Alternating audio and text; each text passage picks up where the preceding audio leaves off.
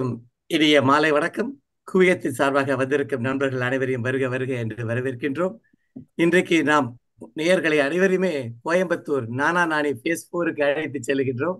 அங்கே நாம் ஒரு முதியோர் இல்லம் என்று சொல்லக்கூடாது, ஒரு ரிட்டையர்மெண்ட் ஹோம் என்றுதான் சொல்ல வேண்டும். அந்த ஹோமை பற்றியும் அங்கு உள்ள மக்களுடைய எண்ணங்களை பற்றியும், அதற்கு போகலாமா அல்லது நம் வீட்டிலேயே இருக்கலாமா என்று ஊஞ்சலாடி கொண்டிருக்கும் மனதிற்கு ஒரு புதிய கருத்தை சொல்லுவதற்காகவும் நமது நண்பர்கள் வந்திருக்கிறார்கள். ஷைலஜா மேடம் பற்றி உங்களுக்கு தெரியும். குறும்பு தினத்தில் அவங்க கதை எழுதியிருக்கிறார்கள். அவருடைய கங்கை உள்ளம் என்ற 2வது பரிசு பெற்ற குறும்பு தினம் சென்ற மாதம் வெளிவந்திருக்கின்றது. அவங்க எஸ் ராகவன் அவர்களுடைய டாட்டர், பிரபல கதாசிரியர்.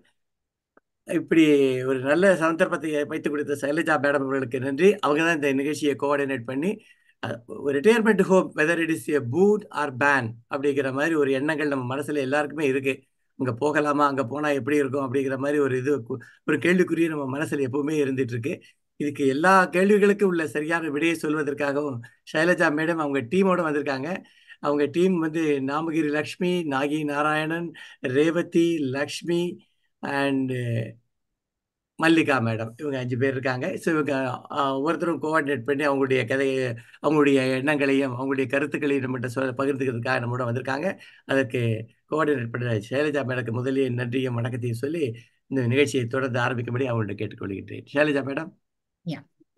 அனைவருக்கும் வணக்கம். குவிகம் இணைய வழி அளவலாவல் நிகழ்ச்சியில இன்னைக்கு ஓய்வு பெற்றோர் இல்லம், அதாவது முதியோர் இல்லம் என்கிற தலைப்புல ஒரு உரையாடல் நடக்க இருக்கிறது. நல்லதொரு தலைப்பினை பேச தேர்ந்தெடுத்திருக்கும் குவிகம் அமைப்பாளர்களுக்கு முதல்ல நன்றி சொல்லிக்கிறேன். இன்னைக்கு இந்த உரையாடல்ல பேச போகிறவர்கள் எல்லாருமே பெண்கள் தான். அந்த பேச்சு நடக்கிறதுக்கு முன்னாடி ஒரு சின்ன கவிதை முதுமை பற்றி சொல்லலாம்னு நினைக்கிறேன். எது முதுமை? இந்த தலைப்புல நான் எழுதின இந்த கதையோட தான் நிகழ்ச்சி ஆரம்பிக்கலாம்னு தோணித்து. நினைவெனும் மனச்சுரங்கத்துக்குள் மனித வாழ்வின் கடந்த காலம் புதைந்து கிடக்கும். கற்றதும் கேட்டதும் படித்ததும் பட்டதும் அங்கங்கே குவிந்து கிடக்கும். குவியலுக்குள்ளே குடைந்து குடைந்து தேடினால் 5ஆம் வகுப்பில் தீபாவளிக்கு அடம்பிடித்து வாங்கிய பட்டுப்பாவாடை பச்சை நிறத்தில் பசுமையாயிருக்கும்.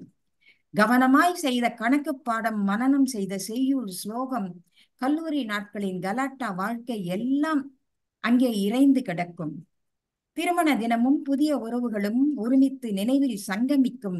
இல்லற வாழ்வும் இணைந்து கிடக்கும். இனிய மக்களை பெற்ற அவர் மழலை உகந்து அட்மிஷனுக்கு அலைந்து தீரிந்து ஆளாக்கி விட்டு அமரும் போது வாழ்க்கை எனும் இந்த இது கிரிக்கெட் மைதானத்துல ரன்கள் எடுத்து ஓடி களைத்தே போயிடுவோம் நாம. முதுமை நெருங்கிய மூளைக்குள்ளே பாசம், நட்பு, பகைமை, அன்பு என பல பல அலைகள், எத்தனை எத்தனை புலம்பல்கள்.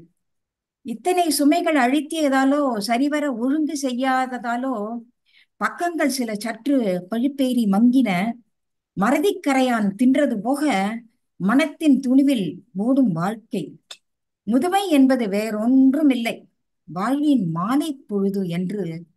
முதுமை என்பது வேறொன்றும் இல்லை, வாழ்வின் மாலை பொழுது என்று வாழ்க்கையை தந்த இறைவன் சொல்லுகின்றார். இரவு பொழுது வெகு தொலைவில் இல்லை. மாலையில் இருந்து இரவு பொழுது ஒன்றும் வெகு தொலைவில் இல்லை. இறப்பு என்பது நம் கையில் இல்லை. நலமுடன் இருக்கும் போதே உதவும் எண்ணம் கொண்டு வாழ்வோம். முதியோரானால் என்ன? நமக்கு மூலக்கடவுள் துணை இருக்க என்றும் இளமை, எதிலும் இளமை, நின்று ரசிப்போம் இந்த வாழ்க்கை.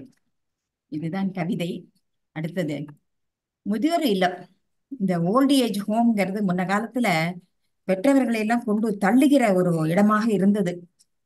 இன்று அவர்களால் விரும்பி செல்கிற இடமாகவும் ஆகிவிட்டது. சில பெற்றோர்களை விரும்பி செல்கிறார்கள். ஆனா கூட வசதியற்ற பல பெற்றோர்களை நம்ம முதியோர் இல்லத்துல இன்னமும் பார்த்துட்டு இருக்கோம். பெற்ற பிள்ளைகளால கைவிடப்பட்டவங்க அவங்க எல்லாரும். பல பேர் அனாதைகளா இருக்கிறார்கள் பிள்ளைகள் இருந்தும்.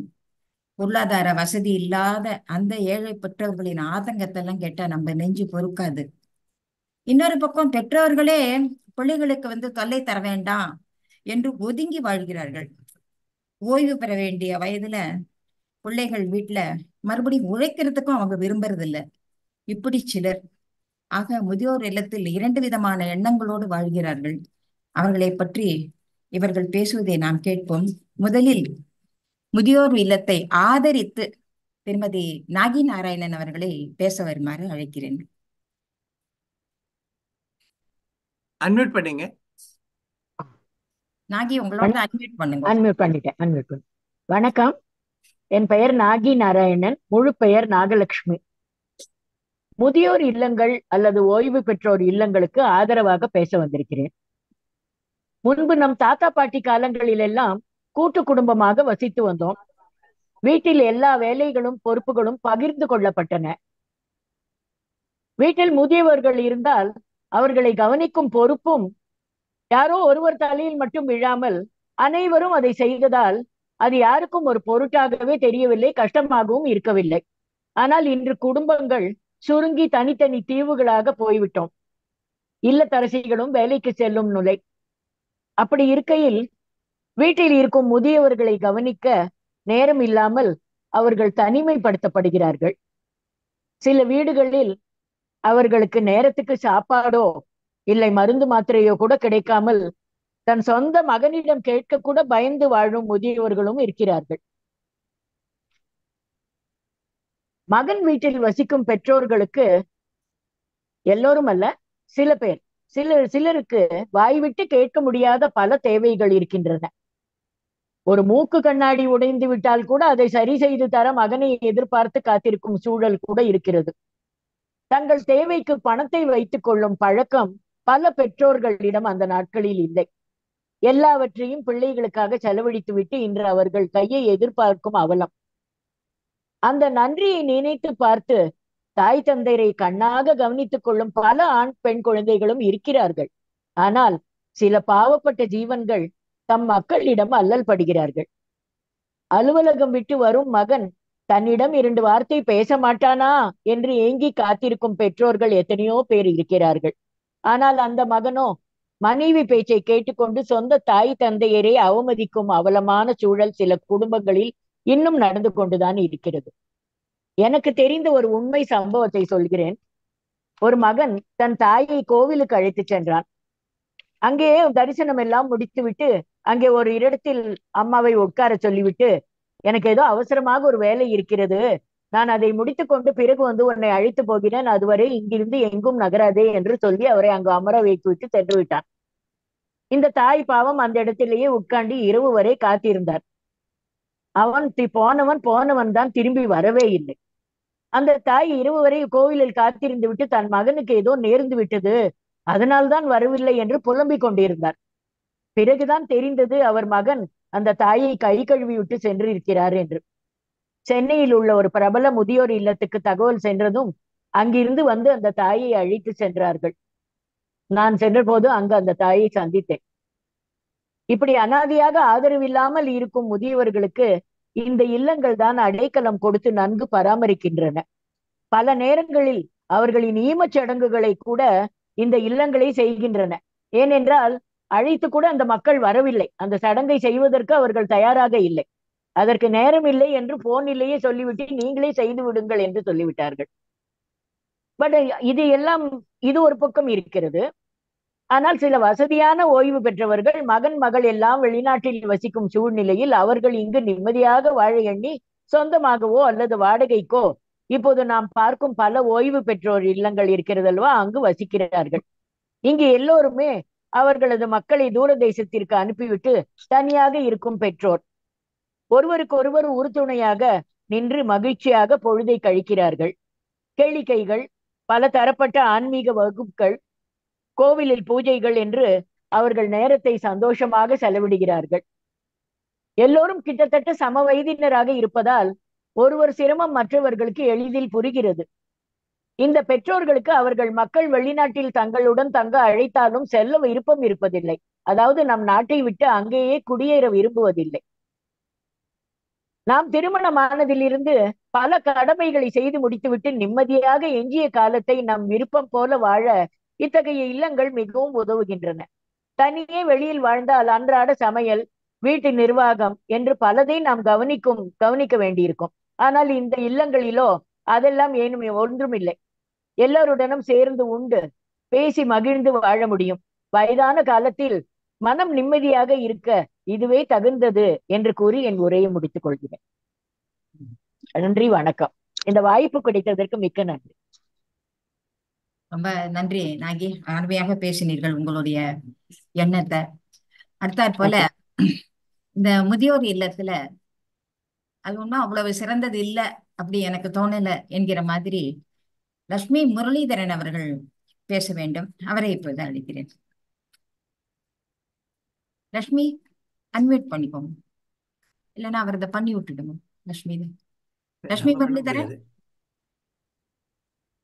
லட்சுமி முரளிதரன் அன்மியூட் பண்ணுங்க. கேக்குறதா? பேசுமா, கேக்குறது. ஹலோ, சாரி, இது ஏதோ பிரச்சனை வந்துட்டு. இப்ப வந்துருத்திய, வா வா, தெரியுது, பேசு. என் பெயர் லக்ஷ்மி முரளிதரன். இங்கு குழுமி இருக்கும் சகோதர சகோதரிகள் அனைவருக்கும் என் முதற்கண் வணக்கத்தை தெரிவித்துக் கொள்கிறேன். நான் ஒரு முதியோர் இல்லத்தில்தான் குடியிருக்கிறேன். சாதாரண முதியோர் இல்லம் கிடையாது, சகல வசதிகள் நிரம்பிய இல்லம். உண்மை சற்று கசக்கத்தானே செய்யும். நான் உண்மையை கூற விழைகிறேன். முதியோர் இல்லத்தில் வசிப்பதால் முதியவர்களுக்கு ஏற்படும் தீமைகளை பற்றி பேச வந்துள்ளேன். கடந்த சில வருடங்களாகத்தான் முதியோர் இல்லங்கள் எல்லா இடங்களிலும் காணான்கள் போல தோன்றியிருப்பதை நாம் அறிவோம். முதியோர்களை பேணி காப்பது அவ்வளவு சிரமமா? எல்லோருக்கும் இந்த பருவம் வந்துதானே தீரும். இந்த அதிவேக யுகத்தில் மனித நேயம் சிறிது குறைந்து விட்டதை நாம் ஒப்புக்கொள்ளத்தான் வேண்டும். முதியோர் இல்லங்கள் உடல் வசதிகளை அளிக்கும். அதே வேளையில் பல குடியிருப்பாளர்கள் தங்கள் குடும்பங்களில் இருந்து உணர்ச்சி துண்டிப்பை உணரலாம். பொழுதுபோக்கு வசதிகள் இருந்தாலும் வயதின் காரணமாக எல்லோராலும் அவைகளை அனுபவிக்க முடிவதில்லை. நம் வயதை நாம் சற்று மறந்தாலும் எப்பொழுதும் ஞாபகம் வைத்துக் கொள்ளும்படியாக எங்கும் முதியவர்கள் பலவித நோய்களின் தாக்கத்தில் அவதிப்படுகிறவர்கள். முதலில் தோன்றுவது அனுதாபம் தான் என்றாலும் நமக்கும் இதே கதிதான் சிறிது நாட்களில் என்ற எண்ணம் நன்றாக இருக்கும் சிலரின் மனதை வேதனை அடைய செய்கிறது. நிகழ்காலத்தை ரசிக்க முடிவதில்லை. உடல் சரியாக இருக்கும் போது மனத்தெளிவுடன் இருக்கும் முதியவர்கள் உடல் நல குறைவு ஏற்பட்டால் மனச்சோர்வு, பதட்டம் ஆகியவற்றால் பாதிக்கப்படுகின்றனர். கூட்டமாக இருந்தாலும் உடல் அளவிலோ மனதளவிலோ பாதிக்கப்பட்டவர்களுக்கு யாராலும் பெரியதாக உதவி செய்ய முடியவில்லை. பலர் இருந்தும் பாதிக்கப்பட்டவர்கள் தங்களின் ஆறுதல் மண்டலத்தை கண்டுபிடிக்க முடியவில்லை. எல்லாவற்றையும் இவர்களே மேனேஜ் செய்வதால் ஒரு விதமான பதட்டத்துக்கு உள்ளாகிறார்கள். எப்பொழுதும் உடலை ஜாக்கிரதையாக வைத்துக் கொள்ள வேண்டும், மற்றவர்களுக்கு கஷ்டம் கொடுக்க கூடாது என்ற மனப்பான்மையில் ஒருவித ஸ்ட்ரெஸ்ஸுக்கு ஆளாகிறார்கள். பிறகு உணவு, ஒரே விதமான உணவு வழங்கப்படுவதால் சாப்பிடும் ஆசையே போய்விடுகிறது. அதனால் அவர்கள் எடுத்துக்கொள்ளும் சராசரி உணவு விகிதம் குறைகிறது. அதனால் உடல் பலவீனம் அடைகின்றது. இப்படி கூறி நிறைவு செய்கிறேன். மேலுக்கு உற்சாகம் இருப்பது போல் காட்டினாலும் அவர்கள் உள்மனது அவர்களுடைய உறவுகளை நினைத்து கொண்டும் அவர்களுடன் கூட இல்லாததை பற்றியும் தான் பெரும்பாலான நேரங்களில் நினைத்து கொண்டிருக்கும். காலம் செய்த கோலமடி, கடவுள் செய்த குற்றமடி. மிக அருமையாக லட்சுமி உங்களுடைய எண்ணத்தை பிரதிபலித்தீர்கள். இது இந்த மாதிரி நடக்கிறது வாஸ்தவமா நடந்து தானே இருக்கு. அதைத்தான் நீங்க சொல்லியிருக்கோங்க, ரொம்ப அழகா சொன்னீங்க. அடுத்தது முதியோர் இல்லத்தை பத்தின தன்னுடைய கருத்தை ஆதரிச்சு பேசுறதுக்கு நாமகிரி லட்சுமியை அழைக்கிறேன்.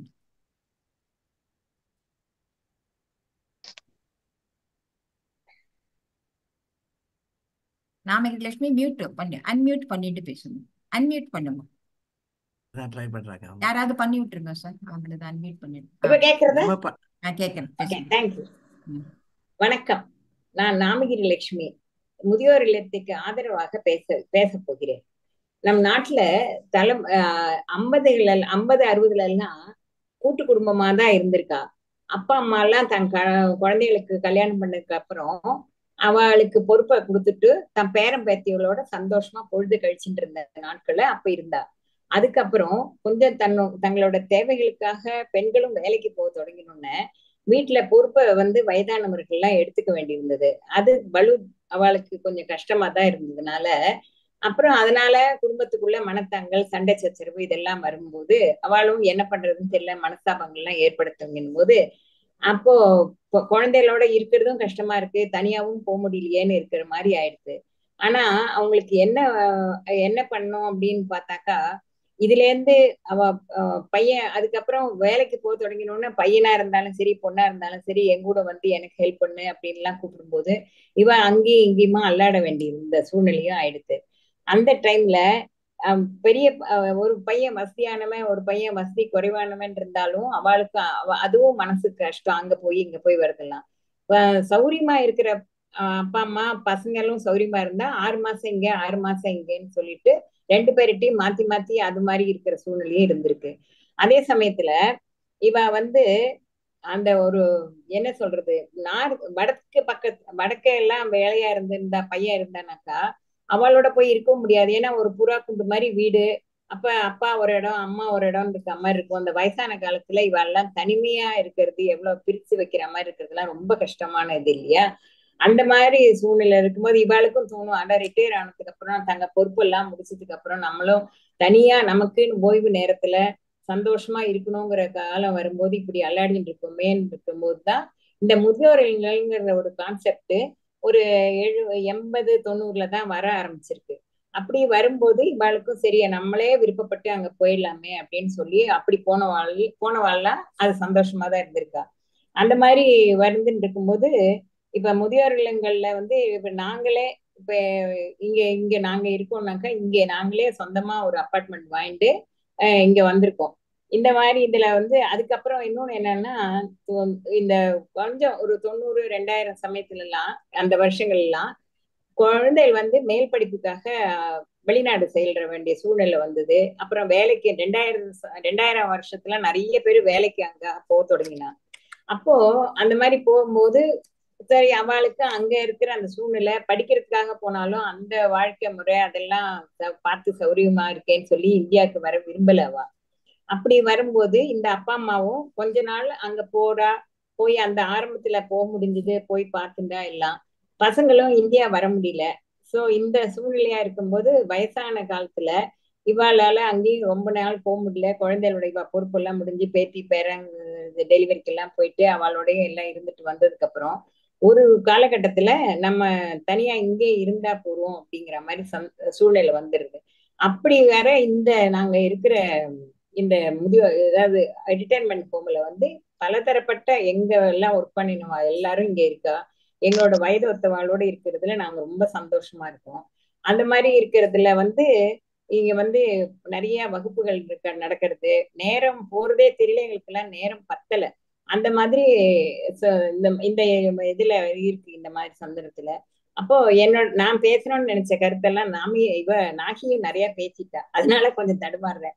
அப்போ இந்த மாதிரி வரும்போது இந்த ரிட்டையர்மெண்ட் ஹோம்ல எங்களுக்கு என்ன காலையில ஆனா யோகா, அப்புறம் ஸ்விம்மிங், அப்புறம் நிறைய வகுப்புகள்லாம் போறது பார்த்துட்டா எங்களுக்கு வீட்டுல தங்குறதுக்கே நேரம் இல்லை. நாங்க எல்லாம் டைனிங் ஹால்ல தான் ஹஸ்பண்ட் ஒய்ஃப் மீட் பண்ற மாதிரி இருக்கிற சூழ்நிலையாவும் இருக்கு. ரொம்ப சந்தோஷமா மனத்துக்கு நிறைவா நல்ல விதமா பொழுத போக்கிண்டு அது டைனிங்ல எல்லாம் பார்க்கும்போது எல்லாம் ஒத்த மனசு ஒத்த கருத்து இருக்கவளோட எல்லாம் பேசிட்டு ரொம்ப சந்தோஷமா இருக்கும். அது இல்லாம டூர் அரேஞ்ச் பண்ண வெளியில எல்லாம் போயிட்டு எங்களோட இந்த ஏஜ் குரூப்பாவே எல்லாம் போறதுனால ஒருத்தருக்கு ஒருத்தர் துணையா அந்த இதுவா எல்லாருமே பண்ணிக்கிறதுல ரொம்ப சந்தோஷமா நாங்க போயிட்டு வந்துட்டு எல்லாம் இருக்கோம். சோ இந்த இதுல இப்ப இன்னொரு என்னன்னாக்கா எங்க குழந்தைகள் எங்க கிட்ட பேசுறதுக்கு அப்பாயின்மெண்ட் வாங்கிக்கிற மாதிரி ஒரு சூழ்நிலையில இருக்கும். என்னன்னா நாங்க இவ்வளவு பிஸியா இருக்கறனால அம்மா நாங்க எப்போ உங்களோட பேசணும், எப்ப நீங்க வீட்டுல இருப்பேன் கேட்டு டைம் பிக்ஸ் பண்ணி எங்களோட பேசிக்கிற மாதிரி ஒரு சூழ்நிலை இருக்கு. அவெல்லாம் ரொம்ப அவளும் நிம்மதியா இருக்கா, நாங்க சந்தோஷமா இருக்கோம் அப்படிங்கறதுல. அதே மாதிரி இப்ப உடம்புக்கு முடியாதவா இருந்தாலும் அவளுக்கு ஹெல்ப்பர் எல்லாம் வச்சு அவளையும் வீல் சேர்ல கூட்டின்னு வந்து வெளியில இந்த மாதிரி ஏதாவது ப்ரோக்ராம் நடக்கிற இடத்துக்கு, கோவிலுக்கு அந்த மாதிரி எல்லாம் கூட்டின்னு வந்து அவளும் பாத்துக்கிற மாதிரி, அத வீட்லயே இருக்கணுங்கிற ரொம்ப பெட்டுலாம் இருந்தா அவளால முடியாது. பட் இவளை பார்த்துட்டு சிங்கிள் பர்சனா இருந்தாலும் அவள் இல்லாம வந்து கோவிலுக்கு வந்து அந்த சந்தோஷமா அந்த மற்ற நிகழ்ச்சி எல்லாம் பங்கு பெற்றுக்கிறது எல்லாம் ரொம்ப சந்தோஷமா இருக்கு அவளும். அப்புறம் என்னன்னா, இந்த மாற்றம் ஒன்றே மாறாதது அப்படிங்கறது உண்மையை புரிஞ்சுக்கிறவாதான் இந்த முறியாதுள்ள கான்செப்ட மனதுக்கு சந்தோஷமா இருக்குங்கிறத சொல்லி நான் விடைபெறுகிறேன். எனக்கு வாய்ப்பளித்தமைக்கு நன்றி. ரொம்ப அருமையா பேசுறீங்க. அப்பாயின்மெண்ட் ஃபிக்ஸ் பண்ண வேண்டியிருக்கா பையன்லாம் அந்த மாதிரி சொன்னீங்க ஆமா, அப்படிங்க. அதுதான் ரொம்ப உண்மை. மனசு விட்டு ரொம்ப அருமையா சொன்னாங்க நாமகிலட்சுமி. நன்றி. அடுத்தாற்போல இந்த முதியோர் இல்லத்தை பத்தி எனக்கு அவ்வளவு நல்ல அபிப்பிராயம் இல்லை. நான் இதை ஆதரிச்சு பேசல அப்படின்னு திருமதி மல்லிகா சேகர் பேச வராங்க. வாங்க மல்லிகா சேகர்.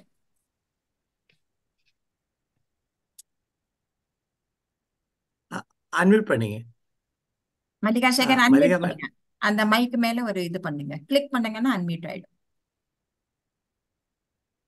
இப்ப கேக்குதா? இப்ப கேக்குது. கேக்குதா? ஆரம்பிச்சு. கேக்குது, ஆரம்பிங்க. அனைவருக்கும் என் இனிய மாலை வணக்கம். என் பெயர் மல்லிகா. நான் வசிப்பது முதியோர் இல்லத்தில். அதை பற்றி பேச விரும்புகிறேன். என்னுடைய கருத்து, என் மனதில் தோன்றுவது, என்றுமே நாம் நம் குழந்தைகள், பேர குழந்தைகளுடன் வாழ்வது ஒரு தனி சுகம். அதற்கு முக்கிய காரணம், நாம் நம் வீட்டில் இருக்கிறோம் என்ற உணர்வு இருக்கும். நம் குழந்தைகள் வெளியூர்களில் வேலை பார்ப்பதால் நாம் பாதுகாப்பிற்காக இங்கு வசிக்கும் சூழ்நிலை இருந்தாலும், எல்லா வசதிகள் இருந்தாலும், பல நேரங்களில் என் மனதில் வந்து போகும் எண்ணங்களை கூற விரும்புகிறேன். நான் என் பெற்றோர் மற்றும் என் பாட்டி தாத்தாவுடன் விளையாடி, பாட்டி கூறும் கதைகள் கேட்டு வாழ்ந்தது நினைவில் வந்து போகும். குறிப்பாக அவர்களுடன் பல்லாங்குழி, தாயம் விளையாடியது மறக்க முடியாத சுகமான நினைவுகள். என் அம்மா தன் பேத்தி கல்யாணம், அவளுக்கு சீமந்தம், பின் குழந்தை பிறந்து அதை கொஞ்சி விளையாடிய அனுபவம் நான் இங்கு முதியோர் இல்லத்தில் வசிப்பதால் அந்த விவரங்களை காதில் கேட்க மட்டும்தான் முடிந்தது. அனுபவிக்க முடியவில்லையே என்ற ஏக்கம் இருப்பது உண்மை. வயோதீகத்தின் காரணமாக இப்போது பிரயாணம் செய்ய முடியவில்லை. நமக்கு உதவி தேவைப்படும் போது நம் குழந்தைகள் உடனே வர முடிவதில்லை. அதனால் நாம் அதிக பணம் கொடுத்து உதவிக்கு ஒரு உதவியாளரை வைக்கும் நிலை அமைகிறது. நானும் அப்படி ஒரு நிலையை கடந்து வந்தபோது எனக்கும் ஏற்பட்ட அனுபவம் மிக வருந்தத்தக்கது. அப்போது நான் நினைப்பது உண்டு, நம் குழந்தைகளுடன் நாம் இருந்திருந்தால் அன்புடன் கவனத்துடனும் நம் குடும்பத்தினர் கவனித்திருப்பார்களே என்று நினைப்பேன். சில நேரங்களில் கருத்து வேறுபாடுகள் வரும். அதுதான் நல்லதோர் பல்கலைக்கழகம், வாழ்க்கை பாட படிக்கும் இடம். இறுதியாக நான் கூற விரும்புவது, முதியோர் இல்லத்தில் மிக வசதியான வாழ்க்கை வாழ்ந்தாலும், நம் வயதில் நண்பர்கள் இருந்தாலும், நம் வீடு என்ற கூட்டை மனம் தேடுவது உண்டு. எனக்கு மனம் திறந்து பேசுவதற்கு ஒரு நல்ல வாய்ப்பு கொடுத்தமைக்கு மிக்க நன்றி. அனைவருக்கும் வணக்கம். அருமையா இருந்தது மல்லிகா சேகர். அதாவது தேங்க்யூ. என்ன இருந்தாலும் அந்த கூடுக்குள்ள போறது தானே பறவை விரும்பும் இல்லையா? எப்பவுமே பறவையோட அடைக்கலம் வந்து கூடுதான். நீங்க வந்து இது பெரிய உல்லாசமான ஓப்பனா இருக்கிற ஒரு பெரிய வசதியான இடமா இருந்தா கூட, ஒரு குடும்பம்ங்கிறது, அந்த குடும்ப உறவுங்கிறது ஒரு கூடுங்கிறத ரொம்ப அழகா சொன்னாங்க. அடுத்தாற்போல இந்த முதியோர் இல்லத்தை மறுபடியும் இதுல எதிர்த்தே பேச வருகிறார் ரேவதி நடராஜன் அவர்கள். வாங்க ரேவதி. ரேவதி அன்மியூட் பண்ணிட்டு வாங்க. ரேவதி நடராஜன் கேக்குதா? கேக்குறதுமா, சொல்லு. நான் ரேவதி நடராஜன். அனைவருக்கும் முதலில் என் மாலை வணக்கத்தை தெரிவித்துக் கொள்ளுகிறேன். இன்று முதியோர் இல்லத்தில் மூத்த குடிமக்கள் வசிப்பது பற்றி எதிர்த்துதான் பேச போகிறேன். முதியோர் இல்லம் இன்று காலத்தின் கட்டாயம் என ஆகிவிட்டது. அதை பற்றி பேசுவதற்கு வேண்டுமானாலும் இனிப்பாக இருக்கலாம். ஆனால் நிகழ்வாழ்வில் அப்படி இல்லை என்பதுதானே நிதர்சனம். உற்றார் உறவினர்கள், சொந்த பந்தங்கள், நண்பர்கள், ஏன் பெற்ற பிள்ளைகளையெல்லாம் விட்டுவிட்டு சுமார் 40-50 ஆண்டு காலம் வாழ்ந்த இடத்தையும் வாழ்வியல் முறையையும் பணியையும் விட்டுவிட்டு புது இடத்தில் புதிய மனிதர்களோடு இணைந்து வாழ்வது வயது முதிர்ந்த காலத்தில் சாத்தியப்படுமா? அங்கு எவ்வளவு மகிழ்ச்சி இருக்கும்.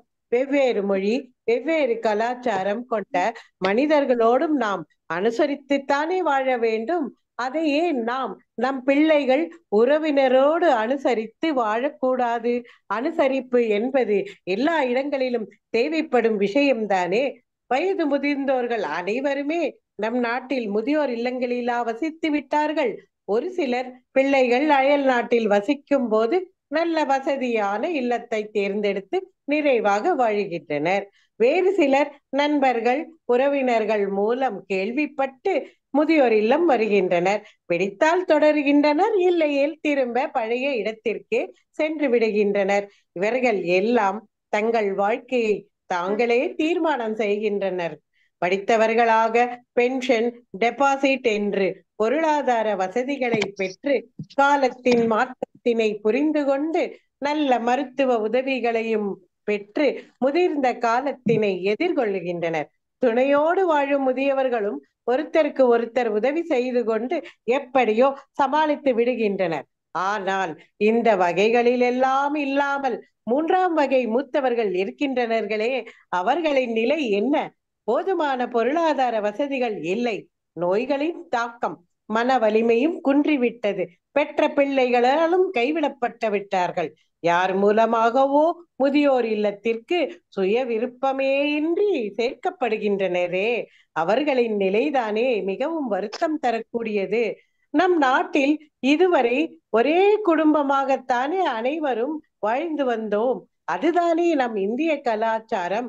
5 தலைமுறை மனிதர்கள் கூட ஒரே வீட்டில் ஒருத்தருக்கு ஒருத்தர் ஒத்தாசையாக சிறு சிறு சண்டை சச்சரவுகளை பொறுத்து கொண்டு அன்பையும் பண்பையும் அடுத்த தலைமுறைக்கு தெரியும்படி வாழ்ந்து காட்டினார்களே, அந்த நூல் இழை எங்கே அருந்து விட்டதோ தெரியவில்லையே. நியூக்ளியர் ஃபேமிலி கலாச்சாரத்திற்கு தள்ளப்பட்டு விட்டோம். அதன் பலன்தான் இன்று முதியோர் இல்லம் பெருகியது. பெற்றோர்களையும் முதியோர் இல்லத்திலும் குழந்தைகளை கிரீச்சிலும் விட்டுவிட்டு இன்றைய இளம் வயதினர் அலுவலகமே கதி என்று மெஷினாக உழைக்கின்றனர். பணம் சேர்க்கப்படாத பாடுபடுகின்றனர். என்ன மகிழ்ச்சி இதில் உள்ளது? அதற்கு பதில் பெற்றோர்களை கூடவே வைத்துக் கொள்ளலாம், குழந்தைகளையும் அவர்கள் கண்காணிப்பிலே விட்டுவிட்டு நிம்மதியாக ஆபீஸ் செல்லலாமே. குழந்தைகளும் தாத்தாவுடன் பார்க்கில் விளையாடும், பாட்டியோடு கதைகள் பேசும், சந்தோஷமாக ஜாலியாக விரும்பிய உணவை சமைத்து கொடுத்து நன்றாக இருக்கலாமே. முதியவர்களும் சில விஷயங்களை அனுசரித்து நடந்து கொள்ளத்தான் வேண்டும். பிள்ளைகளுக்கு முடிந்த உதவியும் செய்ய வேண்டும். நம் சொந்தம், நம் பிள்ளை, நம் நட்பு என்று நல்லது கெட்டது எல்லாவற்றையும் பார்த்து கொண்டு நிம்மதியாக இருக்கலாமே. சிதைந்து போன கூட்டு குடும்ப வாழ்வினை மீண்டும் உருவாக்கவும் வருங்கால சந்ததிகளின் நலனில் அக்கறை காட்டி பெற்ற பிள்ளைகளை அரவணைத்து வாழவும் இன்றைய முதியோர்களால் நிச்சயம் முடியும். அவர்கள்தான் இதற்கான முதல் முயற்சியை எடுக்க வேண்டும். பிள்ளைகளும் உள்ளூரிலேயே வசித்தும் பெற்றோர்களை முதியோர் இல்லத்திற்கு அனுப்பாமல் கூடவே வைத்து காப்பாற்ற வேண்டும். குழந்தைகளும் தாத்தா பாட்டியின் அருமையை உணர்ந்து அவர்கள் கூட ஒன்றாய் இணைந்து வாழ வேண்டும். இது என்னுடைய விருப்பம் மட்டும் அல்ல. பலரும் சந்தோஷமான ஒற்றுமையான தலைமுறைகள் இணைந்து வாழும் வாழ்வினையே விரும்புவர். நினைத்து பார்ப்பதற்கு மிகவும் சந்தோஷம் அளிக்கும் வாழ்வினை நாம் மீண்டும் முயற்சி செய்வோமா? எத்தனை துன்பம் இருந்தாலும் மறந்து போகும். நம் மீது அன்பு செலுத்தும் குடும்பம் இருந்தால் போதும். மண்ணில் இறக்கப் போகிறோமே தவிர மீண்டும் மண்ணில் ஒன்றாக யாரும் பிறக்கப் போவதில்லை. வாழும் வரை பிரியாமல் சொந்த பந்தங்களோடு இருப்பதும் ஓர் வரமே. நம் சைலஜா மேடம் சொன்ன போது நாம் மாலை பொழுதின் இறுதியில் இருக்கின்றோம். இந்த மாலை பொழுதின் மயக்கத்திலே நாம் அனைவரும் ஒற்றுமையாக இருப்பதற்கு ஒரு கனவு காண்போம். அந்த கனவை நினைவாக்குவோம். நன்றி, வணக்கம். டேப்பா ரேவதி, நல்லா ஊசி பட்டாசா பொறிக்கிட்ட. ரொம்ப அழகா உன்னுடைய கருத்துக்களை சொன்ன. கூட்டு குடும்பம், அதே சமயம் இளைய தலைமுறை மூத்த தலைமுறை ரெண்டு பேருமே அட்ஜஸ்ட் பண்ணிக்கணுங்கிறது, அந்த கான்செப்ட், அந்த இதுவும் ரொம்ப அழகா இருந்தது. ரொம்ப மிக தேங்க்யூ. நன்றாக பேசினாய். நன்றிம்மா. அடுத்தாற் போல சுந்தரராஜன் சார், வேற என்ன? ஏன்னா பேசுறவங்க எல்லாம் பேசிட்டாங்க. உங்க கருத்து யாராவது சொல்றதுக்கு அங்க இருக்காங்களா? யாராவது? நீங்க நீங்க உங்களுடைய கருத்தை சொல்லிடுங்க. இன்னும் ஏதாவது அடுத்த ரவுண்ட் ஏதாவது கேட்கணும்னா ஒரு 2 கேள்விகள் நீங்க கேட்டுடலாம். அதுக்கு பிறகு நாங்க கேட்கறோம். என்னுடைய உங்களுடைய கருத்தை கருத்து, ஃபைனலா சொல்லுங்க. உங்களுடைய கருத்து சொல்லுங்க. பக்தன் புண்டலீகன் இருந்தான். அப்பா அம்மாக்கு சிசுரூஷ பண்ணணுங்கிறதுக்காக ஒரு செங்கலை தூக்கி போட்டு பாண்டுரங்கனே நிறுத்தி வச்சான். பெற்றோர்களை அப்படி மதிச்சது. அது புராண கதை. இன்னைக்கு இருக்கிற இந்த அவசர யுகத்துல யாருக்குமே நேரம் இல்லை. ஆனா அப்பா அம்மாவை மதிக்காதவர்கள்னு இல்லை. அவர்கள் எல்லாம் இங்க இந்தியால இருந்து எல்லாம் சம்பாதிக்கிறதுக்காக எல்லாம் வெளிநாடு போயிட்டாங்க எல்லாரும். அதனால அந்த வெளிநாடு அனுப்புறதும் இந்த பெற்றோர்கள் தானே. இந்த இந்தியாலே இருன்னு சொல்லி அவர்களை வளர்க்கிற முறையில வளர்த்திருந்தா இந்தியால இருந்திருப்பாங்க. ஆனா அவர்கள் பெற்றோர்களை வளர்த்த விதத்துல அவங்களும் வேற வெளிநாட்டுக்கு போக வேண்டிய சூழ்நிலை. அங்கதான் நல்ல சம்பளம் கிடைக்கிறதுன்னு போறாங்க. ஆனா அப்பா அம்மாவையும் கவனிச்சுக்கிறாங்க. அங்க இருந்தாலும் அங்க இருந்து அப்பா அம்மாவை கவனிச்சுக்கிறதுக்கு எல்லாரும் இருக்காங்க. அப்படி அப்பா அம்மா மேல பாசமா இருக்கிற பசங்களும் இருக்காங்க. இங்க இந்தியாலேயே இருக்கிற இந்த பிள்ளைகள் இங்கேயே ஒரு மூலையில சென்னையிலேயே அவர்கள் ஒரு பகுதியிலையும் அப்பா அம்மாவை ஒரு பகுதியிலையும் விடுறது, இல்லைன்னா அவங்களை கொண்டு முதியோர் இல்லத்துல தள்ளிடுறது. ஏன்னா வீட்டுல மனைவியோட அவங்களோட அட்ஜஸ்ட் பண்ணிக்க முடியலன்னு செய்யறதுன்னு அப்படியே நடக்கிறது. ரெண்டு விதமாவும் நாட்டுல பிரச்சனைகள் இருந்துன்னு தான் இருக்கு. இதனால ஒரு தடவை ஒரு மந்திரி நினைக்கிறேன், ரொம்ப நாள் முன்னாடி என் அப்பா இந்த கதை சொல்லியிருக்காரு. அனாதை இல்லம் திறப்பு விழாக்கு கூட்ட உடனே வரமாட்டேனாராம். ஏன்னா அனாதை இல்லமே இருக்கக்கூடாது, எதுக்கு அதுக்கு திறப்பு விழா, அப்படி ஒரு கட்டடமே கட்டக்கூடாதுன்னாராம். அது மாதிரி முதியோர் இல்லமே இருக்கக்கூடாது. முதியோர் இல்லம்னு ஒண்ணு இருக்கிறதுனால தானே எல்லாரும் போக வேண்டியிருக்கு. இப்ப இருக்கிற முதியோர் இல்லைன்னா ஒரு சீனியர் சிட்டிசன் பேரடைஸ்ன்னு ஆயிடுது. அது என்னன்னா வசதிகள் ஜாஸ்தி ஆயிடுது. பெண்களும் சம்பாதிச்சு அவங்களுக்கு பென்ஷன் அதெல்லாம் வருது. குழந்தைகளும் இப்ப எல்லாம் எல்லாருக்கும் கம்மியா இருக்கிறதுனால வாழ்க்கை முறை பொருளாதார சூழ்நிலையும் எல்லாருக்கும் வசந்துடுறதுனால எல்லாரும் தனிமையை விரும்புறாங்க நிறைய பேர். இந்த தனிமையில பின்னாடி சில சோகங்கள்லாம் லட்சுமி முரளிதரனும் மல்லிகா சேகர் ரேவதி நடராஜன் சொன்ன மாதிரியே அந்த சில சோகங்களும் இருக்கு. அதையெல்லாம் மறைச்சுன்னு அதுல இருக்கிற நல்லதை மட்டும் எடுத்துட்டு அந்த மாதிரி முதியோர் இல்லத்துல வாழறவங்களும் இருக்காங்க. எல்லாமே ஒரு மனசை பொறுத்து தானே. வீட்டுல இருந்தாலும் எங்க இருந்தாலும் அது மனசு சம்பந்தப்பட்டதா இருக்கிறதுனால இது அவரவர்களுக்கான ஒரு பிரத்யேக உரிமை, பிரத்யேக எண்ணம் என்று தோன்றுகிறது என்னை பொறுத்த வரைக்கும் முதியோர் இல்லம் என்பது அவர்களுக்கு விருப்பம் இருந்தால் சேர்ந்து கொள்ளலாம், இல்ல உறவு கூட்டத்தோடு இருக்க வேண்டும் என்றால் இருந்து கொள்ளலாம். இது அவரவர்கள் தனிமையான ஒரு உரிமை என்று தோன்றுகிறது. இதோட என்னோட சின்ன உரையை முடிச்சுக்கிறேன். நன்றி ஷைலஜா மேடம், ரொம்ப அழகா ஒரு ப்ரெசென்ட் பண்ணீங்க. அதுக்காக உங்களுடைய தேங்க்யூ. பாராட்டுகள் குவியத்தின் தேங்க்யூ. சார்பாக. அதாவது உங்களுடைய டீமை அழைச்சிட்டு வந்து அந்த டீம்ல சில பேர் அதுக்கு பிளஸ் சொல்லி, சில எல்லாரும் பேர் அதனுடைய முதல்ல பேசுறான்னு பயந்து எவ்வளவு நல்லா பேசுறாங்க பாருங்க. இதை முதல்ல பேசுறேன்னு சொல்லிட்டு இவங்க எல்லாரும் ரொம்ப அருமையா பேசுறாங்க. அதான் எனக்கு ரொம்ப பிடிச்சிருந்தது. நீங்க அந்த வாய்ப்பு கொடுத்ததுனால அவங்களுக்கு இந்த அருமையான இது கிடைச்சிது. அதான் எல்லாரும் ரொம்ப சிறப்பா பேசுறாங்க. அவங்களுடைய கருத்தை சொல்லும் போது நல்ல உருக்கமாவும் சொன்னாங்க, ஒரு கதையோட சொன்னாங்க. அதெல்லாம் சொல்லும்போது கேட்கும்போது இவங்க சொல்லும்போது ஆஹா உதயர் எல்லாம் ரொம்ப நல்லா இருக்குதுன்னு அப்படி அதுக்கே போயிடலாம்ங்கிற மாதிரி மனசு தோணுது. இன்னும் சில பேர் அவருடைய நெகட்டிவ் ஆஸ்பெக்ட்ஸ் எல்லாம் சொல்லும்போது ஓஹோ அதில் உள்ள நிறைய பிட்ஃபால்ஸ் எல்லாம் இருக்கு, நம்ம கொஞ்சம் பார்த்து யோசனை பண்ணணும் அப்படிங்கிற மாதிரி ஒரு எண்ணங்கள் இருக்கு. ஆனா இப்ப எங்களை போன்ற உள்ள நிறைய மக்கள் இப்போ முதியோர் இல்லம் போகலாமா இல்ல சொந்த வீட்டிலேயே இருக்கலாமா அப்படிங்கிற மாதிரி ஒரு எண்ணம் அப்படியே ஊசலாடிக்கொண்டே இருந்தது. இதுக்கு கிட்டத்தட்ட ஒரு பட்டிமன்றம் மாதிரி நீங்க ஏற்பாடு பண்ணிட்டீங்க இந்த நிகழ்ச்சியை. ரொம்ப சிறப்பாக இருக்கு. பட்டிமன்ற தலைவர் நம்ம வாவேசு அவர்கள் இருக்காரு, அவருடைய கருத்தை சொல்லுவாரு கடைசியில. அதற்கு முன்னால் நம்ம இன்னும் மற்றவர்களுடைய கருத்தையும் கேட்கலாம். முதல்ல நான் டாக்டர் பாஸ்கரன் அவர்களை கூறுகிறேன். டாக்டர் மருத்துவரா நீங்க இதனுடைய சைக்காலஜிக்கல் ஆஸ்பெக்ட்ஸ் பத்தி கொஞ்சம் சொல்லுங்க. உங்களுக்கு தெரிஞ்சிருக்கும். அஸ் அ சீனியர் சிட்டிசன் உங்களுடைய கருத்துக்களும் தெரிஞ்சிருக்கும். அஸ் அ டாக்டர் மற்றவர்கள்ட்ட உங்களை பத்தி அந்த தகவல்கள்லாம் சொல்லியிருப்பாங்க.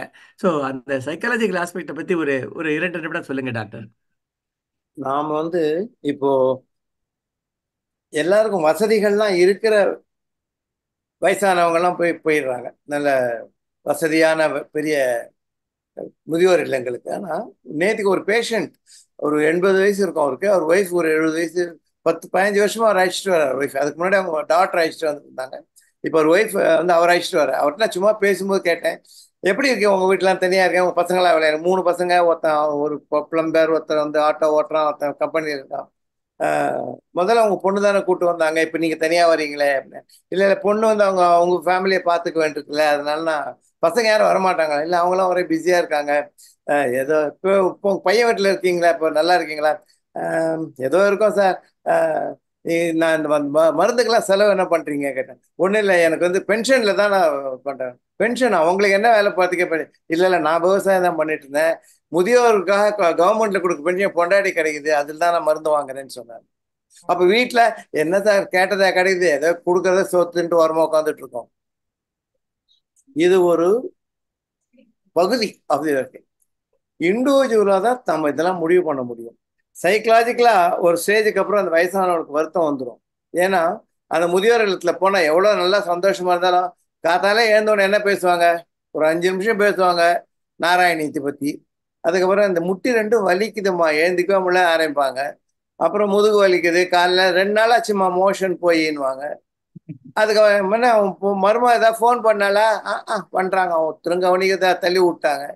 ஸோ வாழ்க்கை அந்த பேச்சு பூராவே உங்களுக்கு டிப்ரெஷன்லயே போயிட்டு இருப்பாங்க. ஏன்னா அதே மாதிரியான ஜனங்க, அதே மாதிரியான எண்ணங்கள் வாழ்க்கையில் ஒரு வெரைட்டி. அதான் வீடு சண்டை இருந்தா கூட இப்படி எட்டி பார்த்தோன்னா பக்கத்துல புதுசா கல்யாணம் வந்திருப்பாங்க, அவங்கள பார்ப்பாங்க. பக்கத்து வீட்டு குழந்தைக்கு ஏதோ அவசரம் ஆத்திரத்துக்கு ஆஸ்பத்திரிக்கு ஓடுவாங்க. வாழ்க்கையில் அந்த கலர்ஃபுல் லைஃப் இல்லை, அது அங்க முதியோர் இல்லத்துல இருக்காது, ஒரே மாதிரி ஆயிடும்.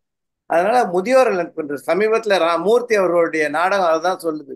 என்னதான் நீ முதியோர் இல்லத்தை போய் சந்தோஷமா இருக்கேன்னு சொன்னா கூட இயல்பான வாழ்க்கையை நம்ம வாழ முடியறது இல்லை அப்படிங்கிறது தான் அந்த முதியோர் இல்லத்துல மோஸ்ட் ஆஃப் தி பீப்புள் அனுபவிப்பாங்க.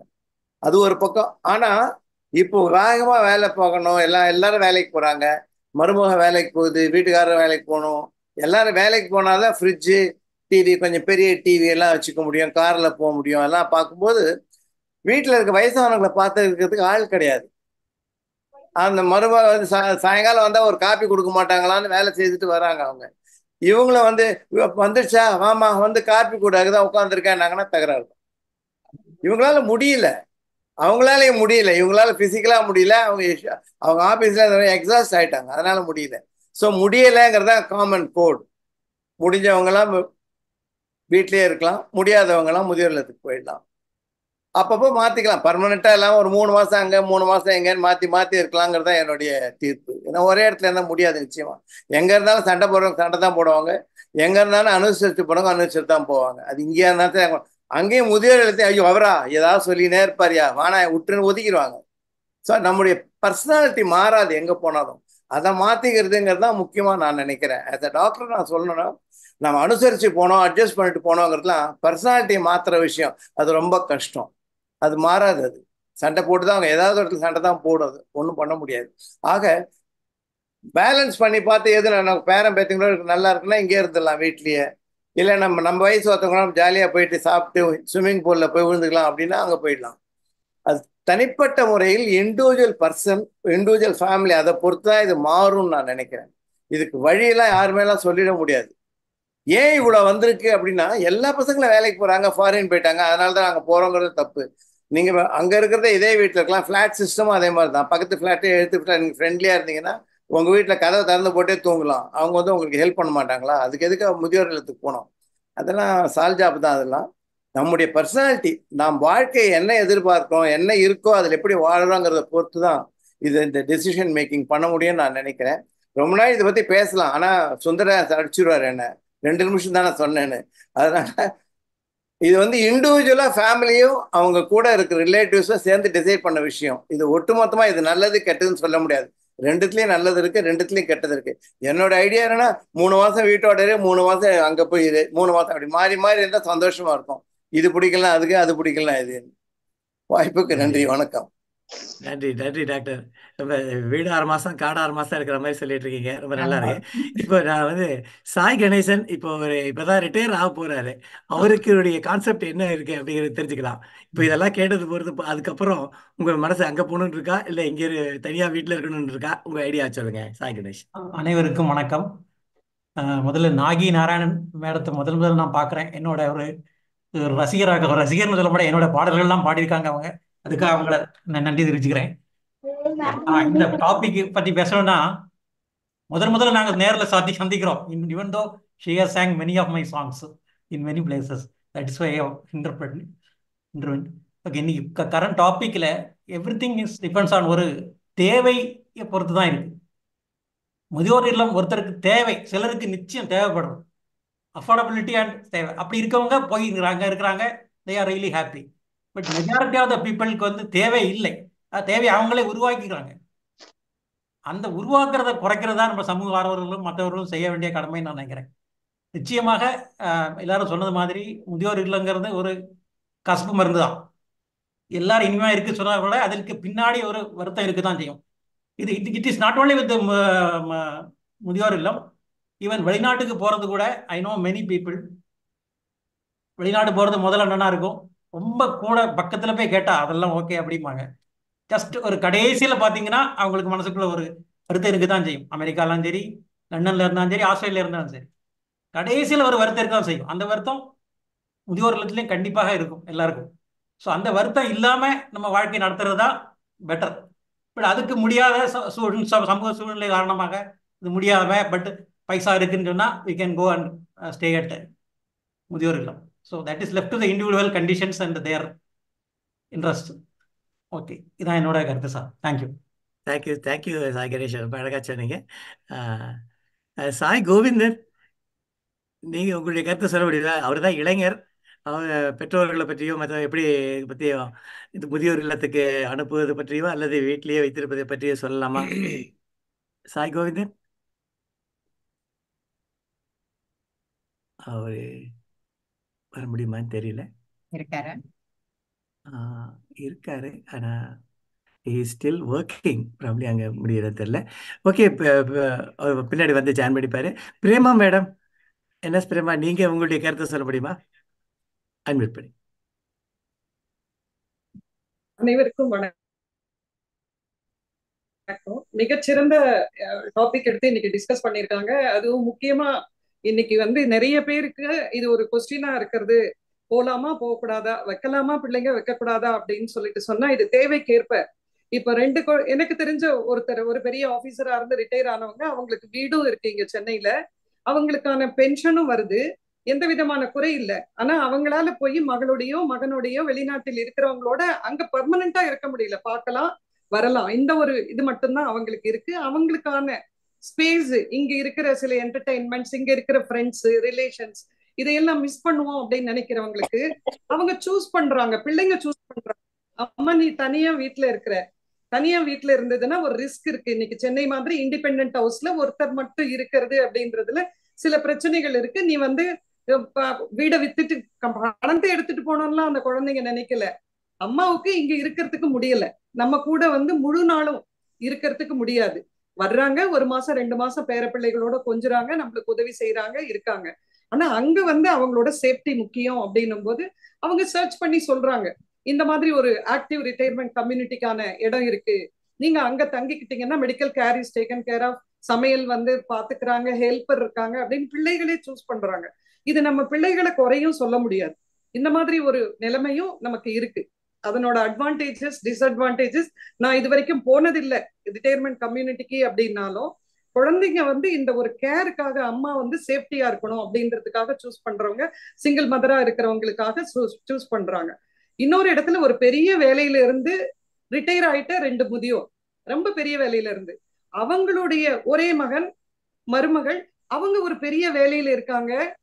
அந்த வேலை நேரம் போக இவங்களுக்கு செலவழிக்கிறதுக்கு டாக்டர்ஸ் மாதிரின்னு வச்சுக்கோங்களேன், ஆன் கால் எனி டைம் அவங்க பறந்துகிட்டே இருக்கா மாதிரி. அப்ப இவங்களை எப்படி வச்சுக்க முடியும்? அதே ஊரில் அவங்களுக்கு வந்து ரிட்டையர்மெண்ட் கம்யூனிட்டியில எடுத்து கொடுத்துட்டு, ஆக்டிவ் ரிட்டையர்மெண்ட் கம்யூனிட்டி எப்பப்பெல்லாம் முடியுமோ வீட்டுக்கு கூட்டிட்டு வந்துக்கிறாங்க, எப்பப்பெல்லாம் முடியுமோ அங்க போய் பாத்துக்கிறாங்க. சோ ரிட்டையர்மெண்ட் கம்யூனிட்டி அப்படின்றது வந்து ஒரு டிஸ்கார்ட் பண்ண வேண்டியது, நமக்கு வந்து அது வந்து ஒரு பனிஷ்மெண்ட் மாதிரி அப்படியும் இல்ல, ரொம்ப என்ஜாய்மெண்ட் மாதிரியும் இல்ல.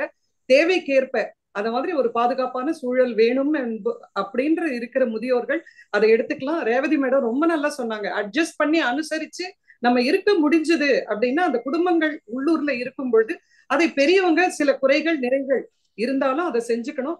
அதை ரொம்ப அழகா பாஸ்கரன் சாரும் சொன்னாரு. வேலைக்கு போயிட்டு வர்ற மருமக யாராவது காஃபி கொடுப்பாங்கன்னு நினைக்கும் போது மாமியார் டயர்டா இருந்து அவங்க வந்து காஃபி போட்டு கொடுப்பாங்க அப்படின்னா ரிஃப்ட் தான் வரும். பையன் யாரு பக்கம் இடையினமா தான் இருக்கணும், வல்லினத்துக்கும் மெல்லினத்துக்கும் நடுவுல.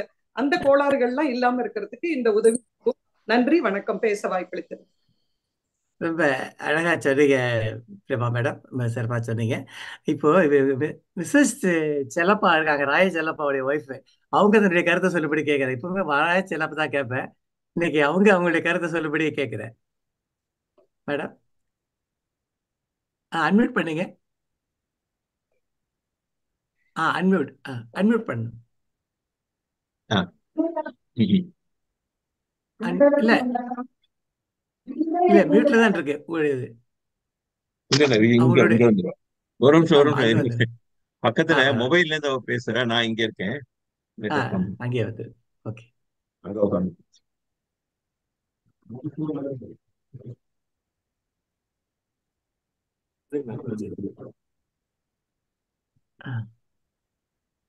சொல்லுங்க மேடம். அனைவருக்கும் வணக்கம். இன்று இந்த நிகழ்ச்சியில் நான் கலந்து கொண்டதை பற்றி மிகவும் சந்தோஷப்படுகிறேன். வெளியில வரணும்னா சொல்லுங்க. கேக்குது சொல்லுங்க. முதியோர் இல்லத்தில் இருப்பது சில நல்ல விஷயங்கள் இருந்தாலும் சில அசௌகரியங்கள் முதியோர்களுக்கு இருக்கத்தான் செய்கிறது. பாஸ்கர் டாக்டர் மற்றும் ரேவதி அவர்கள் கூறியது போல 2 பேரும் நாம் ஒன்றுபட்டு ஒருவருக்கொருவர் விட்டு கொடுப்பது என்பது முக்கியம். விட்டு கொடுத்து இருந்து வந்தால் எல்லாமே நலமாக இருக்கும் என்பது என்னுடைய பணிவான கருத்து. நன்றி, வணக்கம். Thank you madam. இப்போ ராய செல்லப்பா அவர்கள் தன்னுடைய கருத்தை சொல்லலாம். அவங்க சொன்ன கருத்தை ஒட்டியோ வெட்டியோ சொல்லலாம். முதியோர் இல்லம் வேண்டும் வேண்டும்னு ஒரு பிளாக்ல 4 வருஷம் முன்னே கூட ஆர்டிகல் எழுதினா, அது ரொம்ப 2200 பேருக்கு மேல பாராட்டினாங்க. அதாவது 2 விஷயங்கள் இருக்கு. நம்ம உடம்புல ஆரோக்கியம் இருக்கிற வரையில் நம்ம வீட்டுல நம்ம இருக்கும் பொழுது யாரும் வந்து நம்மளை கொலை பண்ணிட மாட்டாங்க, வேலைக்காரி கொலை பண்ணிட மாட்டா, இல்ல கார்பெண்டர் வந்து கொலை பண்ண மாட்டான். அந்த மாதிரி செக்யூரிட்டி இருக்கிற வரையிலையும், நம்ம பிளாட்ல பொதுவான பாதுகாப்பு இருக்கிற வரையிலையும் நம்ம சொந்த வீட்டுல இருக்கிறது தான் நல்லது. முதியோர் இல்லம் எவ்வளவு சிறப்பா இருந்தாலும் அது வந்து தங்க கூண்டுக்குள்ள இருக்கிற கிளி மாதிரி, ஒரு ஜெயில் மாதிரி தான். அது நினைச்சு நீங்க எங்கேயும் வெளியே போக முடியாது. அவங்க சொல்லுவாங்க எல்லாம் மெடிக்கல் அட்டென்ஷன் இருக்கு, அது இருக்கு, இது இருக்குன்னு சொல்லிட்டு. ஒரு இதுல 99ல எடுத்துக்கலாம், ஒரு 400 பேர் இருந்தாங்கன்னா அவர்கிட்ட 400 பேருக்கான 400 வீல் சேர் கிடையாது, ஒரு 4 தான் இருக்கும். ஒரு 4 பேர் தான் அட் டைம் ஆம்புலன்ஸ்ல கூப்பிட்டு போக முடியும். ஸோ அதனால இதெல்லாம் வந்து இல்யூஷன்ஸ். நம்ம போறதுக்கு நம்ம குடும்பத்துல நம்ம பிள்ளைகளோ பெண்களோ இருக்கிறவங்க கூடுமானவர்களும் அவங்களோட அட்ஜஸ்ட் பண்ணிட்டு இருக்கிறது தான் நல்லது. வெளி உலகத்துக்கு போனா யார்கிட்டயும் நம்ம அட்ஜஸ்ட் பண்ண வேண்டியதா இருக்கு. எவ்வளவு பேர் சொல்ற பேச்செல்லாம் நம்ம கேட்டுக்கிறோம் ஆபீஸ்ல எல்லாம். இப்ப நம்ம பிள்ளைகள் பெண்கள் சொல்றதை கேட்டுக்கிறதுல என்ன, மருமகள் சொல்றதை கேட்டுக்கிறதுல என்ன தப்பு இருக்கு? அதனால அந்த வீட்டுக்குரிய இன்பத்தை நம்ம இழந்துடுறோம். வேற வழி இல்லாத குழந்தைகள் யாருமே இங்க இல்லை, எல்லாரும் வெளிநாட்டுல இருக்காங்க. அவங்க நம்ம பாதுகாப்பை உறுதிப்படுத்தணுன்றதுக்காக நம்மளை கொண்டு போய் அங்க சேர்க்கணும் அப்படின்றாங்கன்னா வேற வழி இல்லை, அதை எடுத்துக்க வேண்டியதுதான். ஸோ இது எல்லாமே பாஸ்கர் சொன்ன மாதிரி ஒன்னொன்னும் இண்டிவிஜுவல் கேசஸ், அது அவங்கவுங்க தான் பெஸ்ட் ஜட்ஜ். நன்றி. நன்றி ராயச்செல்பா அவர்களே, ரொம்ப அழகா சொன்னீங்க. ஜெயாரமணி மேடம், நீங்க ஒரு 2 நிமிடங்கள்ல உங்க கருத்தை சொல்ல முடியுமா? நீங்க அன்மியூட் பண்ணுங்க.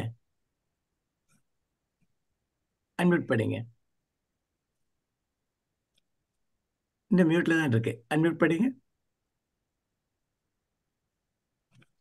இல்ல இல்ல மியூட்ல தான் இருக்கு. அந்த மைக் பட்டனை பிரஸ் பண்ணுங்க பார்க்கலாம் உள்ள ஒரு தடவை. சரி, நீங்க ட்ரை பண்ணுங்க. அதுக்குள்ள சுரேஷ் ராஜகோபால், நீங்க உங்க கருத்தை சொல்லுங்க. சொல்லுங்க. வணக்கம். வணக்கம். என்னுடைய நண்பர் 2015 ஆவடியில இருக்காரு. 2015 இறந்து போயிட்டாரு. அவருக்கு மனைவி, ஒரே ஒரு பையன் தான். பையன் திருமணமான பையன். அவன் இதுல இருக்கான், அயல் நாட்டுல இருக்கான். அவர் இறந்து போன உடனே இங்க இருக்கக்கூடிய சொந்த வீட்டை அவங்க பையன் என்ன செய்யறான், வித்துட்டு தனக்கு கடன் இருக்குன்னு சொல்லி அந்த கடனை இதை அடைக்கிறதுக்கு எடுத்துக்கிட்டு இந்த இந்த அம்மாவை இதுல முதியோர் இல்லத்துல சேர்த்துட்டு அவன் போயிடுறான். இதுக்கு கொரோனாக்கு பிறகு அவன்கிட்ட எந்தவித தகவலும் இல்லை. அந்த அம்மா ரொம்ப வருத்தப்பட்டு உட்காந்துருக்காங்க. இப்போ கிட்டத்தட்ட 78 வயசாகுது. ரொம்ப கஷ்டமான நிலையில தான் இருக்காங்க அவங்க. அது மாதிரி இப்போ முதியோர் இல்லம்ங்கிறது ஒரு ஜஸ்ட் ப்ரெஸ் பண்ணி உள்ள தள்ளி விட்டுற மாதிரி ஒரு இது இருக்கு. அதாவது we are compel to go to it அப்படிங்கிற மாதிரி, கெட் இன் டு இட், அந்த மாதிரி ஒரு நிலைமையை அவங்களுக்கு, அதாவது சொந்த வீடு இருக்கும்போது கூட அப்பா பேர், இந்த அம்மா பேர்ல இருக்கிறதையும் விற்க வச்சுட்டு இது பண்ணாங்க.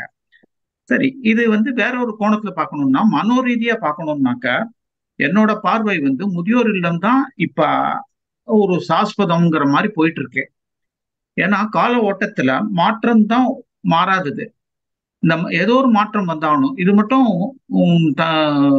கூட்டு குடும்பமா 70-80 மட்டும் இருந்த இது தனி குடும்பமா அதுல இருந்து இப்ப அடுத்த நிலைக்கு போயிட்டு இருக்கு. அதனால இதை வி கேனாட் அவாய்டு, இதுல இருந்து நம்ம வெளியில வர முடியாது. பட் இதுல இருந்து எப்படி நம்ம கூட்டு குடும்பத்தை எப்படி நிலைக்க வைக்கிறது, இல்லது நம்ம தனி வீட்டுல நம்மளோட சொந்த வீட்டுல இருக்கிறதுக்கு முயற்சி பண்றது அப்படிங்கிறது நம்ம கிட்ட தான் இருக்கு. அதை we have to take it அப்படின்னு தான் என்னோட கண்ணோட்டம். தேங்க்யூ சுரேஷ், ரொம்ப அழகா சொல்றீங்க. Thank you thank you. ஜெயரமணி மேடம், நீங்க ரெடி ஆயிட்டீங்கன்னா சொல்லுங்க. இல்லைன்னா பானுமதி மேடம், நீங்க உங்க கருத்து சொல்லுங்களேன். பானுமதி மேடம். வணக்கம் அனைவருக்கும். அந்த முதியோர் இல்லத்திலிருந்து பேசின அத்தனை பேருமே மிகச்சிறப்பா பேசுறாங்க. அது பெரிய ஆச்சரியமா இருந்தது. தெளிவா அவங்க வந்திருந்த அழகு, பாங்கு ரொம்ப நல்லா இருந்தது. அவங்க கருத்துக்களோட நம்ம உடன்படுறோம், வேறுபடுறோம், அது வேற விஷயம். பிரசன்ட் பண்ணதே ரொம்ப அழகா இருந்தது. அதற்காக அவங்களுக்கு ஒரு special thanks, including Shailaja madam.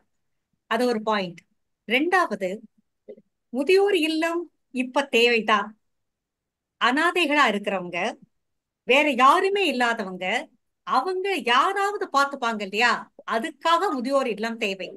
ஆனால் அஃபோர்டபிலிட்டிங்கிற ஒரு கேள்வி வருது. யாரால அஃபோர்ட் பண்ண முடியுமோ அவங்க போகலாம். இல்லைன்னா அது இண்டிவிஜுவல் கேஸ் தான். சுரேஷ் ராஜகோபால் சொன்ன கேஸ் மாதிரியும் நடக்கலாம், நடக்காம போகாதுங்கிறது இல்ல. எனக்கு தெரிஞ்ச ஒரு முதியவர் தன்னுடைய 90வது வயசுல, அவர் மனைவிக்கு 80 வயசு, ஆனாலும் அவர் பிள்ளை 2 தெரு தள்ளி தான் இருந்தார். அங்க போய் இருக்க மாட்டேன்ட்டார். அவ லைஃப் ஸ்டைலே வேற, ஏன் லைஃப் ஸ்டைல் வேற, என்னால அட்ஜஸ்ட் பண்ணிட்டு இருக்க முடியாது. அந்த அம்மா 81 வயசுல செத்து போயிட்டாங்க. ஆனாலும் இவர் ஒரு நாள் போய் அங்க இருந்துட்டு திரும்பி இங்க வந்துட்டார். கடைசியில அவர் தன்னுடைய சொந்த வீட்டுல தான் தன்னுடைய உயிரையே விட்டார். சோ செல்லுபடி ஆகக்கூடிய இடங்களில் செலுத்திக் கொள்ளலாம். விட்டு கொடுத்துன்னு போறதுங்கிறதுல எல்லாராலையுமே விட்டு கொடுத்துன்னு போகவும் முடியாது. நம்ம எவ்வளவு விட்டு கொடுப்போங்கிற ஒரு கேள்வி வருது. 75% நீங்க விட்டு கொடுத்தா 25% அதர் சைடு விட்டு கொடுக்கணும். அப்படி விட்டு கொடுக்கலைன்னா நீங்க கிட்டத்தட்ட ஸ்லேவ் ஆயிட்டீங்க, அவ்வளவுதான், வேற ஒண்ணுமே இல்லை. சோ அதையும் அவ்வளவு சீக்கிரமா ஏத்துக்க முடியாது. டாக்டர் பாஸ்கர் சொன்னார் 3 மாசம் இங்க 3 மாசம் அங்க. அது நிச்சயம் ரொம்பவே இம்ப்ராக்டிக்கல் சஜஷன் என்ன பொறுத்த வரைக்கும். 3 மாசம் வாடகையை கொடுத்துட்டு திருப்பி போய் காலி பண்ணிட்டு அந்த டிரான்ஸ்போர்ட்டே சரியா போயிடும். அதனால அது அவ்வளவு தூரம் பிராக்டிக்கல் சஜஷனா எனக்கு தோணல. என்னை பொறுத்த வரைக்கும் இண்டிவிஜுவல் கேசஸ், முடிஞ்சவங்க நல்ல ஹோமுக்கு போகலாம், முடியாதவங்க இருக்கிற வீட்டிலேயே போராடி இருக்க வேண்டியதுதான். அனாதையா சமுதாயத்தில் தெரியக்கூடாது, அவ்வளவுதான். நன்றி, வணக்கம். நன்றி நன்றி பானுமதி மேடம். இப்போ நிறைய பேர் சொல்லிட்டாங்க. இப்போ பட்டிமன்ற தலைவர் நமது வாவேஸ் அவர்கள் போறாரு. அவர் இந்த ப்ரோஸ் அண்ட் கான்ஸ் எல்லாம் பார்த்து வச்சுட்டு ஒரு தீர்ப்பு சொல்லுங்கன்னு கேட்க முடியாது. ஏன்னா இது கரெக்டாக சொல்லிட்டாங்க டாக்டர் பாஸ்கர் எல்லாம் இதெல்லாம் இண்டிவிஜுவல் இதுதான் அப்படின்னு சொல்லிட்டாங்க. ஸோ அவருடைய கருத்தை சம பண்ணி சொல்லுவார். அவர் சிறப்பாக சொல்லக்கூடியவர் நமது டாக்டர் வாவேஸ் அவர்கள். சார் உங்க கருத்து சொல்லுங்க சார்.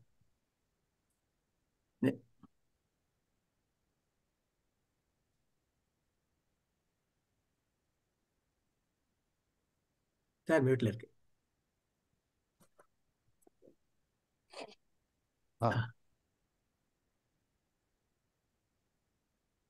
குவிகத்துல நடந்த ப்ரோக்ராம்ல ரொம்ப அற்புதமான ப்ரோக்ராம். அதுக்கு என்ன காரணம்னா இங்க இருக்கிற எல்லாருமே முதியோர்கள் தான். Able to empathise. அது ரொம்ப முக்கியமான விஷயம். எல்லாருக்கும் இல்ல அவர் கையை காட்டுற யார் நம்ம சதுர்புஜன் கையாட்டுறார் இல்லைன்னு. முதியவர் என்பது ஒரு ஒரு ஸ்டாட்டிஸ்டிக் சொன்னாங்க. யார் யார் ஒரு தலைமுறைக்கும் இன்னொரு நீங்க யார முதியவர் என்று நினைக்கிறீர்கள் என்று கேட்டபொழுது, இப்போ நமக்கு 6 வயசு முதல்ல எல்லாம் 50 வயசான யார் பெருசு அப்படிம்பாங்க. இப்படிலாம் ஆரம்பிச்சோம். நம்ம 60 வயசானோன்னா 60 வயசு நமக்கு பெருசாவே தெரியாது. நம்மை விட 15 வயது அதிகமாக இருப்பவர்களை தான் முதியோர் என்று கருதுகிறோம். That is statistics. இப்போ எனக்கு நான் இப்போ 70 தாண்டினா நான் 85 தான் முதியோர், மற்றெல்லாம் சொல்ல மாட்டோம். அதனால எல்லாருமே முதியோர்கள். சதுர்புஜன் உங்களுக்கு இளையவருக்கு நீங்கள் முதியோர், எனக்கு நீங்கள் இளையவர். இன்றைக்கு பானுமதி சொன்னது மாதிரி முதல்ல நானும் சொல்லிடுறேன். இந்த சைலஜா தலைமையில அந்த அந்த மதிப்புக்குரிய சகோதரிகள் ரொம்ப அருமையா பேசினாங்க. அது 2 பக்கம் நான் நிறைய பட்டிமன்றம் இருந்திருக்கேன். அது அந்த நினைவு வந்தது. ரெண்டுமே யாரும் ஒருத்தர் காயப்படுத்தாம கருத்துக்களை சொல்றது ரொம்ப கஷ்டம். அது they were able to achieve that. First of all குவிகத்திலேருந்து அவர்களுக்கு பெரிய கரவொலியோடு அவர்களை நாம் மதித்து வரவேற்கிறோம். எல்லாரும் நிறைய சொன்ன விஷயத்தெல்லாம் பார்த்தா ஒன்று தெரியுது. எல்லாம் அட்ஜஸ்ட் பண்ணுங்க அப்படின்னு சொன்னா, விட்டு கொடுக்குறது அப்படின்னு ஒன்று பெங்களூர்ல சொல்லுவாங்களா, எல்லாம் அட்ஜஸ்ட் மாடி இஸ் ஸ்லோகன் இன் பெங்களூர்பாங்க. அது மாதிரி இது பண்ண வேண்டியிருக்கு. எனக்கு தெரிஞ்ச ஒரு சில விஷயத்தை நான் பகிர்ந்து கொள்ள விரும்புறேன். இப்போ எங்க பார்த்தாலும் முள்ளா இருக்கு, நடக்கவே முடியல. பெரிய கார்பெட்டை தூக்கி போடணும். எவ்வளவு கார்பெட் போட்டாலும் முள் இருக்கிற இடத்த பண்ணவே முடியாது, தடுக்கவே முடியல, முள்ளா இருக்கு. உலகம் ஃபுல்லா எப்படி கார்பெட் பண்றது? சின்ன விஷயம், நம்ம காலில் ஒரு செருப்பு போட்டா முள்ள அவாய்ட் பண்ணிடலாம். ஆகவே இது இது இந்த பாயிண்ட் எப்படின்னா, this is start from individuals. அது ஒண்ணு. ரெண்டாவது, இப்ப எல்லாம் இந்த இண்டிவிஜுவல் ஜாயிண்ட் ஃபேமிலி பத்தி பேசினாங்க. எனக்கு தெரிஞ்சு இப்போ அந்த பழைய ஜாயிண்ட் ஃபேமிலி நம்ம பேசுறோம். இன்னைக்கு ஜாயிண்ட் ஃபேமிலியில nuclear family it self has become an individual family. வீட்டில் மாடியில் இருக்க பையனுக்கு மெசேஜ் அனுப்புறாங்க, சாப்பிட வரியா அப்படின்ட்டு. நீ மூடி வச்சுட்டு போங்கிறான். எல்லாமே த்ரூ கம்ப்யூட்டர் பேசிக்கிறாங்க. இப்போ யாரும் அந்த பழைய மாதிரி இப்போ தாத்தா பாட்டி யார் எங்க இருந்தாலும் அது மாதிரி தான் இருக்கு. நீங்க வீட்டில் போனாலும் இன்னொருத்தர் கூட பேச முடியாது. It is a practical thing, we have to accept. இன்னொன்னு சொன்ன அந்த ஒரு விஷயம், I think Prema said it, அநாதை இல்லம் என்று சொல்லக்கூடாது அப்படின்னு. அது ஒரு பாயிண்ட் ஞாபகம் வருது எனக்கு. எங்க ராமகிருஷ்ணா மிஷனுடைய அந்த ஸ்டூடெண்ட்ஸ் ஹோம் ஆரம்பிச்ச போது it's called Ramakrishna mission students home என்று சொன்னார்கள். ராமு எங்கார் ஆரம்பித்த போது அதுக்கு அநாதை இல்லம் பேர் வரக்கூடாது, it's a home out side home என்று சொன்னார்கள்.